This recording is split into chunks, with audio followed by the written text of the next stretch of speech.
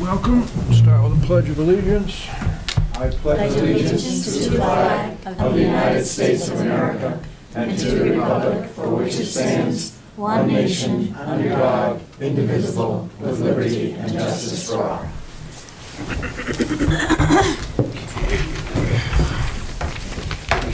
At this point, you can mark Jackie if she shows up. Okay.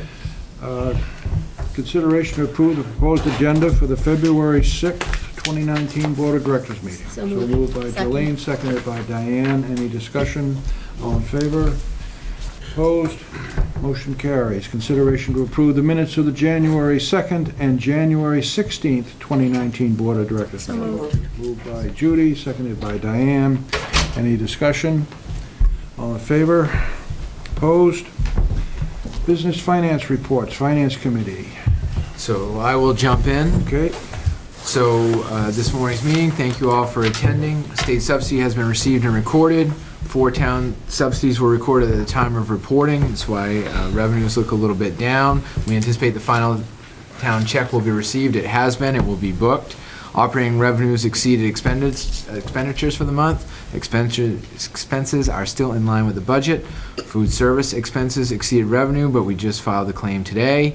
Revenues will catch up as we receive state nutrition subsidy going forward. Monthly food service have been received, and expenses will be caught up over time. Adult ed revenues continue to exceed expenses and are in line with the budget. Another very boring finance meeting. Questions on the finance meeting? Okay. Thank you all. Curriculum Coordinator, curriculum reports. Great, so I'll let Mrs. Perkins give more detail, but we discussed the ALICE program at our last curriculum committee meeting, and we have scheduled 2 dates in April that we are asking for a core group of educators to be trained in the program, so then we can make a very informed decision about if that's the direction that our district wants to move in. So ALICE is a new version of lockdowns. It stands for Alert, Lockdown, Inform, Counter, and Evacuate. And we were just able to settle those dates yesterday. So we have Officer Hink and Officer Pyburn from the Maine State Police who are going to come do that training, as well as Officer Libby from the Oxford County Sheriff's Department. I just sent the email last night saying, here are our 2 dates. I already have 10 people who've committed saying, yes, I want to volunteer to participate in that training. So I'm excited about that moving forward. The group that gets together to select the new 2019 Teacher of the Year and Education Support Person of the Year, which the Education Support Person of the Year is done by an anonymous survey.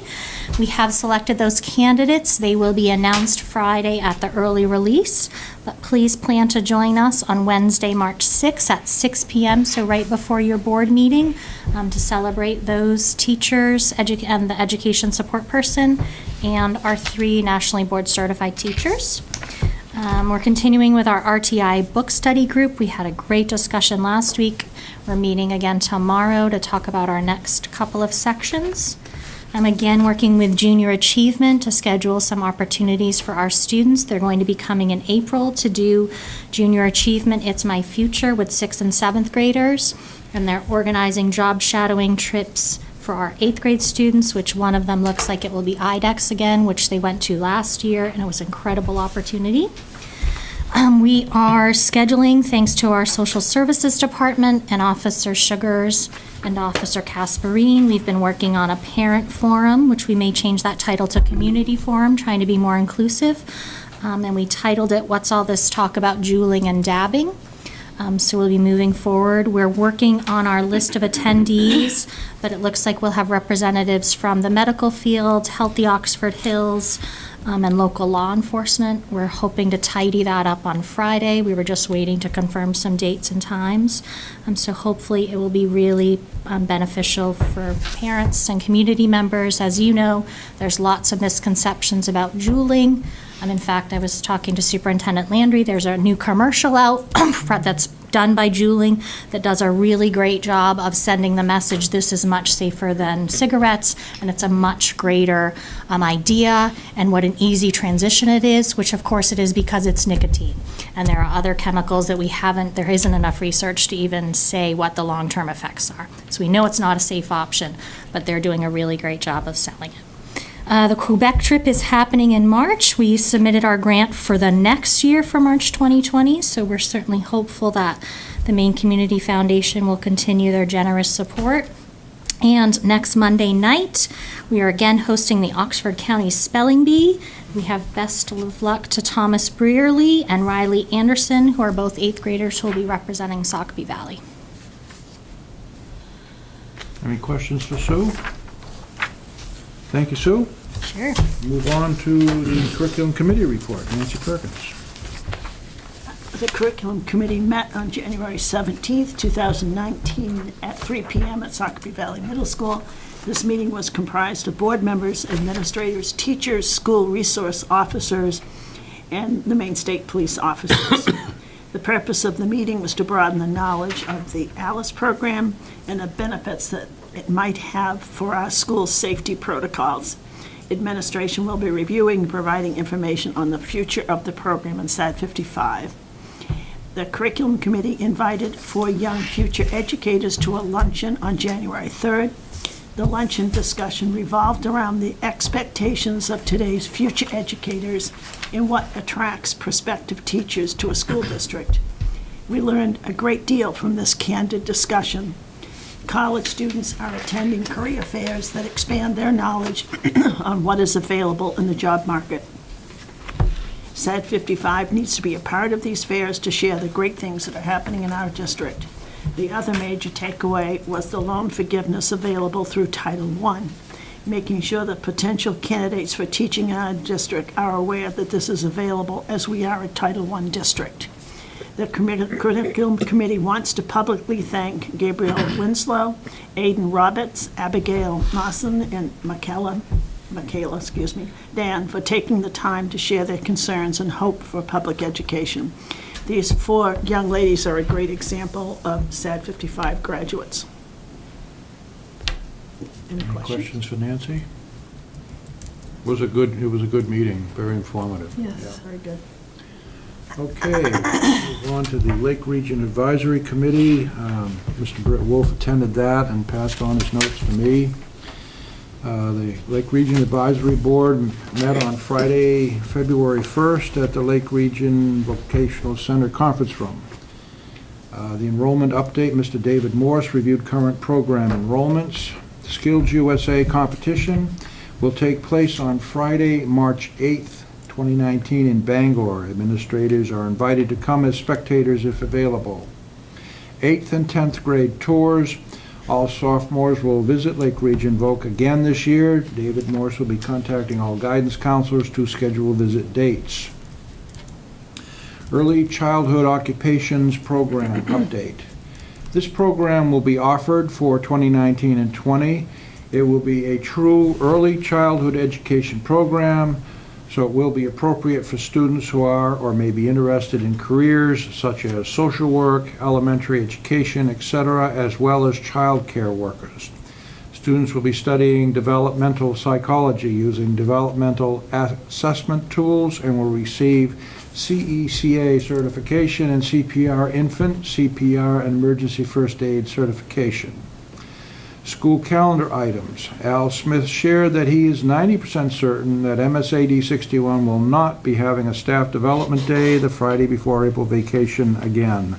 They've had some problems with this. Please be aware, mindful that Friday, October 4th, will be the annual CTE State Conference training. Skills USA competition will be on Friday, March 20th. MIYHS survey, both Lake Region and Sacopee Valley will be administering on Tuesday, February 12th. Freiburg Academy does not participate in this survey. Note that Mr. Wolf called Ledgmere Transportation to confirm adjusted vocational bus schedule for this day. Student Services Coordinator Report. Walter Ridlon shared the following. 8 students in law enforcement and 7 in advanced tech program are participating in dual enrollment credit courses. Seniors are currently working on resumes. Walter keeps electronic copies in case needed in the future. Early college for ME is now called Embark. Britt shared the brochures with the guidance department. Upcoming field trips, law enforcement will be visiting CMCC on Wednesday, February 6th. Precision Manufacturing Day will be on Thursday, March 14th. Bath Iron Works has a presentation coming up the second or third week in March. They need to hire 1,000 workers in the next few months as a result of a contract awarded by the Navy. Make Your Own Success Day took place on Friday, January 18th. 2 sessions for AM and PM students. Sacopee Valley's Madison Day 17, who is currently studying law enforcement at Norwich University, participated as a panelist. Upcoming meeting dates, Friday, March 15th at 9 a.m. at Freiburg Academy in the library conference room, and Friday, May 3rd at 9:00 a.m. at the MSAD55 Superintendent's Conference Room. Meeting was adjourned at 10:10. Any questions? Technology, I don't believe had a meeting. That's correct. Adult Ed was next. Go ahead. You got it. We had a good meeting this past month, and the programs for the winter semester are in place and doing well. There's anticipation that we're going to achieve annual yearly enrollment of over 800, which is good. Last year, there was a grant that was started for adults who have been out of school for a while and need a little refreshing in order to enter and continue a college curriculum. And they're getting more response on it. And this is done with other schools that have adult ed. And so it's coming along well, showing promise. We always struggle with new courses, and although Dave Durkee, the director, does well because he also directs the down in Sacopee, which larger, and a lot of courses that he finds that are successful down there, he tries to introduce here, so it works out well. But one of the real challenges is in getting a different new courses, space and an instructor. So other than that, the adult ed is doing strong with strong enrollment. Questions? Go ahead, Brad. I've gone through this several times, and how are these courses, classes, whatever, chosen? Is it because somebody has what they think, feel is a skill or something that they want to share, or is it because somebody in the public wants something offered? There's a number of ways, and one is that what you just suggested, that some people from the public will approach the director and suggest a program. Other than that, a lot of them come from Dave Durkee and his activity down at Saco, and which is larger, and therefore programs that are successful there. And if he determines that they can be fit in here and there's a response, he initiates it. But yes, there is individuals from the public who try to contribute suggestions, and we try to evaluate if it can be implemented. Here again, finding space in an instructor. For instance, last fall, somebody mentioned about a welding course, and the real problem is getting an instructor to do it. Right here in the school, we do have welding equipment, but so we're still trying to work something for that particular course, and it would be, we anticipate it would be a good response from the public if we could get it off the ground. So who does one contact if they have an idea for a class that they'd like to see taught? Dave Durkee would be the individual. Okay. Well, I'd like to make a suggestion that somewhere in this, that, you know, there's an advertisement to encourage people to submit it, even if they don't take a class, to submit it, that they'd like to see a class offered, whether it's water painting, oil paints, language art, foreign language, woodworking or something. I think if it was made out to the public when these things go out, that you might get a lot better, a lot bigger response as to what people want. And then, again, you have to find somebody that Okay. is willing and able to do it, but Dave has expressed that they've improved the website and they're getting a lot better response from that. So yes, that is a good avenue to use. But these go to everybody, including those that Yes. don't have or use websites. I just typed it in, Brad, so I have a meeting with Dave tomorrow, and I'll mention to put out a blurb about if anybody has any ideas for courses, please contact, whoever. Thank you. Are you done, Brad? I'm Okay. I'm done. All right. Who sets the minimum number of people that they require for each course? I've signed up for 2 courses this time, and both have been canceled. I just wondered whether it's the instructor that sets up the minimum number, or whether Adult Ed does that. I don't really have an answer for that, but I am aware that some courses that have a fall short in enrollment, whatever the enrollment might be, do get canceled. It's probably between, I'm guessing it's probably between Dave Durkee and whoever the instructor is for that course, if they decide it's adequate or not adequate. Thank you.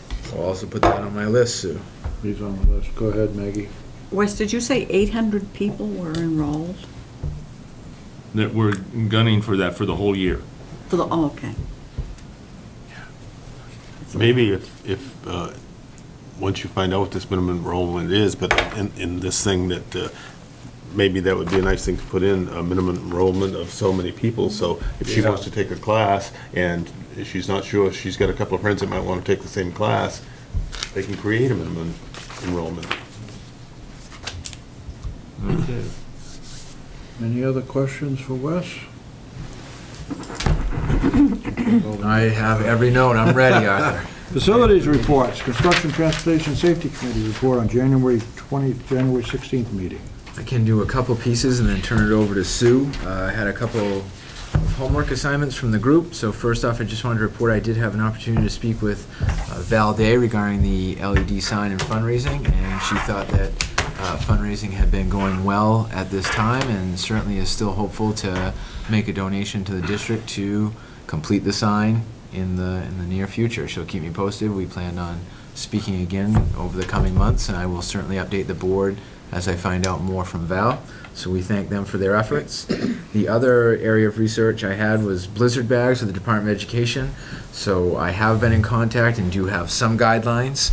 We did mention it at our district learning team, Sue and I, about the school calendar, which we'll be bringing to folks. I think it has to be the May meeting, and we have to not have more than 5 days apart from Freiburg and Lake Region. Additionally, Arthur, the report was correct at the time, but things happen with calendars. October 4th is really October 11th is the day of the CTE skills training, but I'll come to you and we'll match with Freiburg and Lake Region.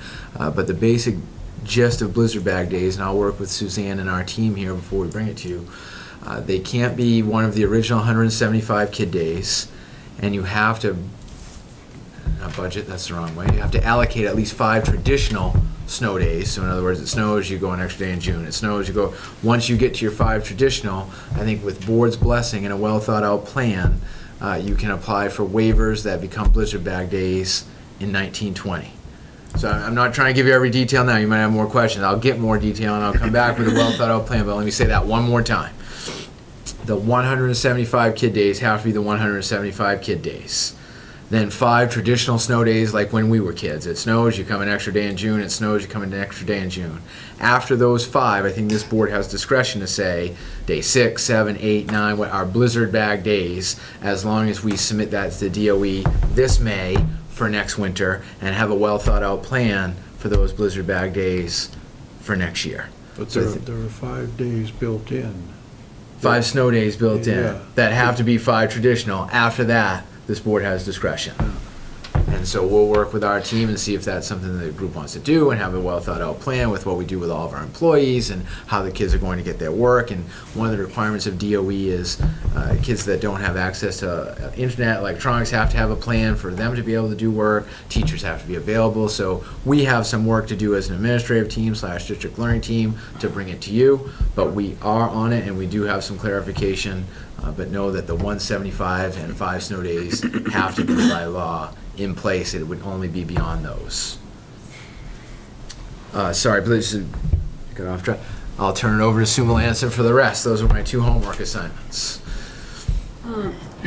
They had a meeting of a group of stakeholders for the Sacopee Valley Elementary School playground.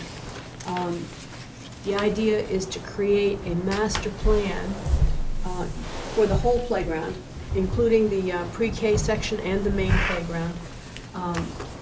Eric Welzel presented catalogs and suggestions and will help the group as they brainstorm what they would like to see included and what they don't want included. The intention is that the playground would be built in stages over time and would include ADA inclusive equipment in the mix. The former Alt Ed building is now the fitness center. It's been painted and carpeted and is being used for weightlifting. There are 34 custom folding chairs for the Sacopee Valley High School gym that will be here by the end of the school year for use at senior assembly and graduation. The bus driver shortage has not affected our basketball season, and Ledgmere says they have a couple of new candidates working through paperwork and testing.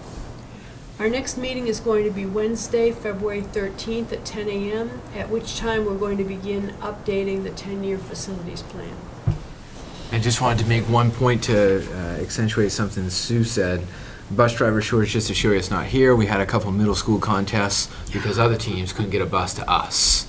So I don't think the shortage is just here, and it has been good for our basketball season. I just want misery loves company or whatever it is, but we've been canceled on the other way because they can't find any drivers to get their kids to Sacopee Valley. So I think it's a universal thing. Thank you. Go ahead, Nancy. Would you please check on the NYA game that was away and just find out, please? We don't need to talk about it now, just check it out. Any questions for Sue? Okay, superintendent report. Oh, super, thank you, that's me. Yeah, I was taking my homework assignment down from there. I was trying to be a good student. And then I got caught and I looked like a bad student. So mine is very brief this month. Just updates on personnel. I will get into it, industrial technology in a minute, a little more detail than usual. So this is just reading for the folks at home. Hattie Stiles, long-term substitute at Sacopee Valley High School in visual arts. Neil Sullivan, educational technician at Sacopee Valley High School. Those are appointments. Resignation, Gene McCarthy, custodian at the middle school. We have that job advertised, or we will by the end of this week. And the big one that I sort of want to chat with the board about, the most important position to our school board, our community, and frankly our whole staff and student body, and that's accepted intents to retire from Pete Campbell and Bob Logan, our industrial technology teachers.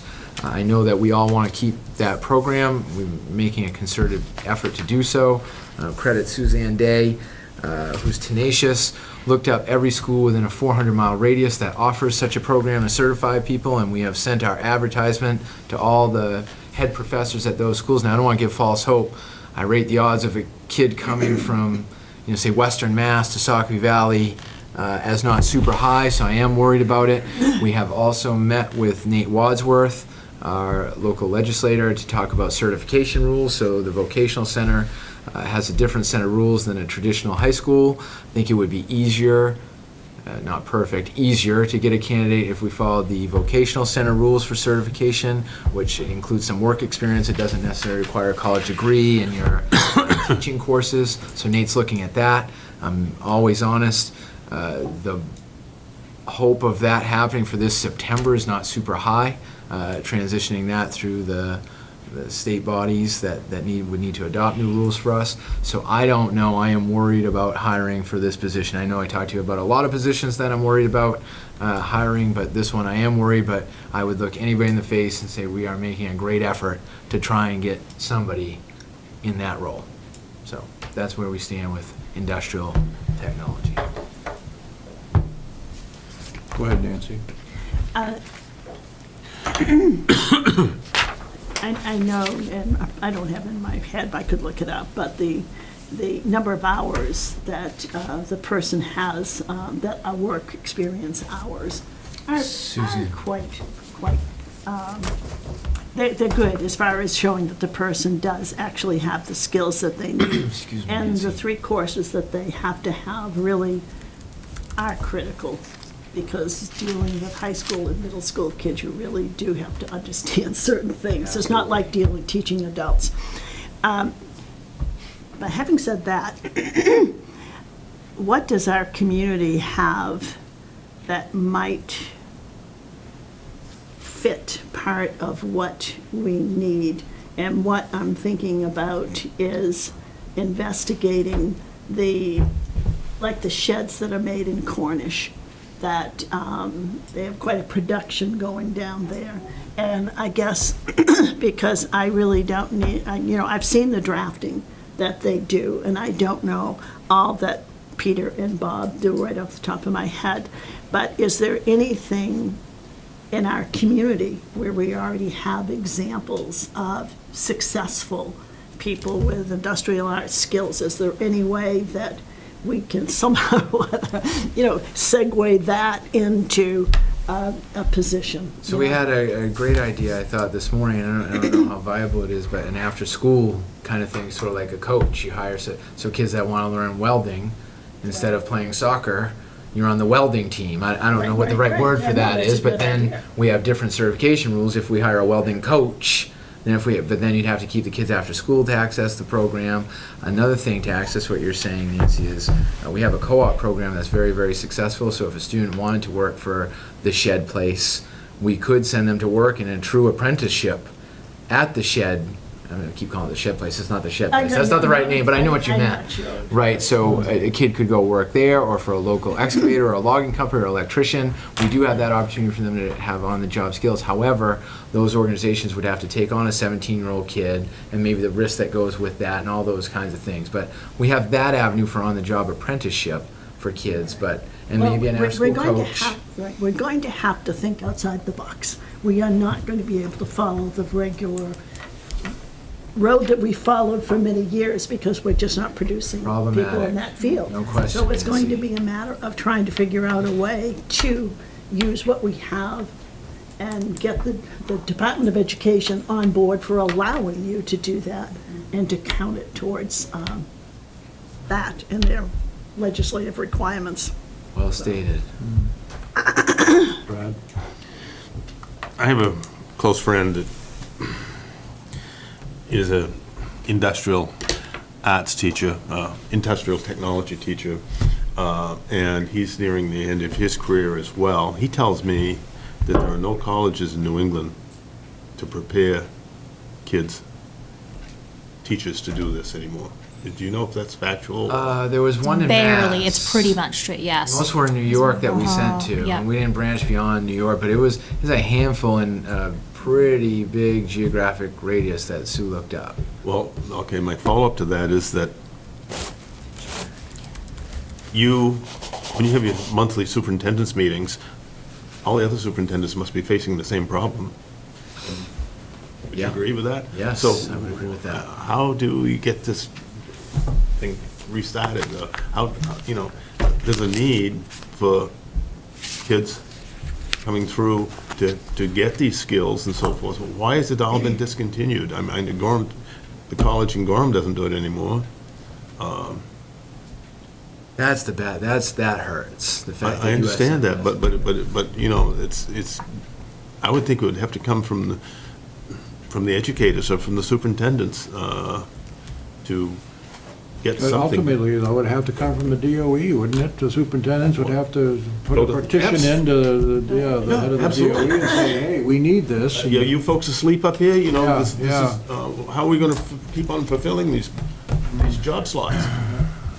Nancy?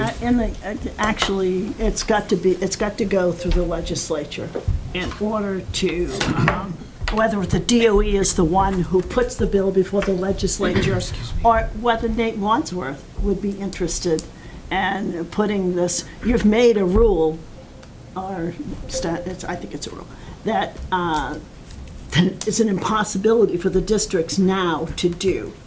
So the language has got to be rewritten to give the districts some type of leeway until we can figure out a way to solve this. Do we need these people? Yes.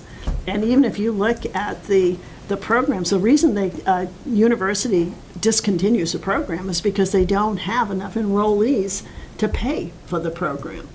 And you stop and think about it, that somebody going through that program is going to start at somewhere between $30,000 and $40,000 in public education.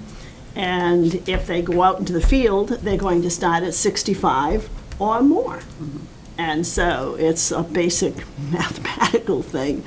Finding a way to make it attractive is one thing, but I think asking, I know you had a conversation with Nate Wadsworth, and perhaps that we're at the point where the legislators have to do something, and at this point, the only thing you could put in would be an emergency bill, but it is doable, so. He's been very supportive, so I guess I have some hope, but I am worried about it. Yeah, well. Jolene? You remember when we had the meeting with the legislators here, Dave Woodson, who is also some of our representatives, was very interested in this topic, in having this type of education in schools. So he might be another person to lean on.